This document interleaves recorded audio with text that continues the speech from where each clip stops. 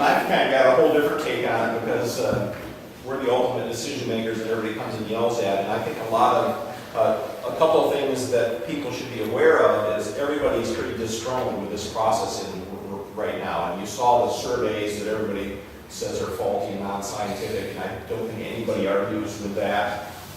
Someone asked who the surveys were sent to. I don't think they were sent to anybody. I think it was an online survey. There was some notice put out, so if you happen to get a notice, you would go online and do it. Like people say, you can do it as many times as you want, at least fit computer savvy.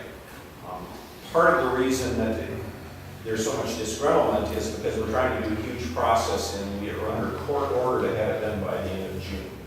So while we may want to go out and do a whole lot more visioning with communities and stuff, we're under court order because of a lawsuit brought by developers to be done by June. And if we're not, the county starts losing money for things. We've asked for a 6-month extension that would give us till the 1st of December or so to do more public process and to let the small cities crunch these numbers better. We don't know we probably will know within a month whether we're going to get that extension, but that's even a double-edged sword because as soon as we get that extension, as soon as the end of June passes, we still are going to lose grant money, like for clean water types of grants.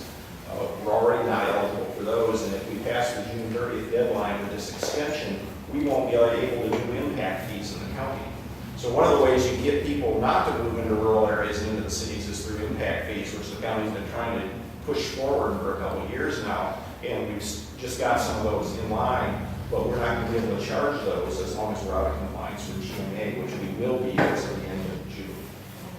I have a question about your projections and how you came up with those projections. If this current economic and housing crisis and development is just about frozen, and has that been considered in the projections? Is it expected to slow, or is this just sort of considered a spot?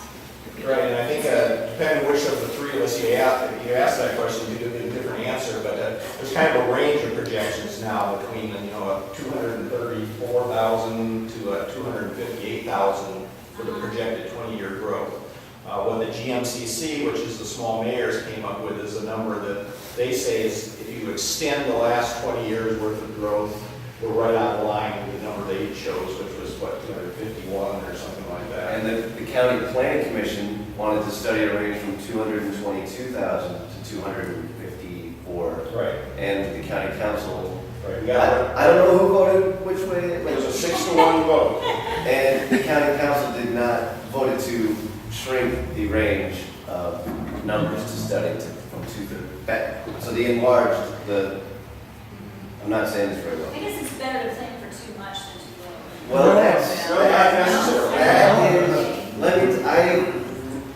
I don't want to say too much because this is still before the county planning commission, and I still have an open mind, of course. However, my experience with the process the last time, I was a believer that it's safer to take a high number, so at least if all these people do come, there'll be a place to put them. Right. What I found the last go through was that once you have this number that everyone has voted on, if it's a high number, then all of a sudden everything has to be zoned to accommodate that number. And once everything is zoned, and once that mandate is there, once you agree on that large number, you have to start rezoning things. And no one likes that process. And I think at least what the planning commission said was at least study a low number. Right. And we just sent our recommendation was to study from 222,000 to 254, and the county council said, no, we only want to study 234. So can you set the zoning in phases so that you don't rezone something to accommodate more people until you get to X number of population or something? That's another great idea, and the county planning commission did send a recommendation for it on something like that. And actually, Dave Prose, when he was on the commission, tried to get something called building permit allocation in place, which would mean that once we agree on that number of population and housing units, we would only issue that a portion of those permits every year over the next 20 years so that it would match up. So we do a 20-year population projection. That was also rejected by the county council. Okay. I think Dave wanted to say. I just want to, it's based on historic numbers. The office, the OFM gives us a range, and the middle is what's based on historic numbers. there is not an attempt to compensate for the last couple of years, other than in the context of that bigger number, you know, the last 2 years in that whole range. And that's one of the problems, is that we're basing it on historic numbers that are based on historic land use ordinances. And so if we're going to continue the mistakes of the past, yeah, that number can be accurate. But we can also change what's going on, and those numbers have no relationship to reality if we're willing to take control of how our county grows.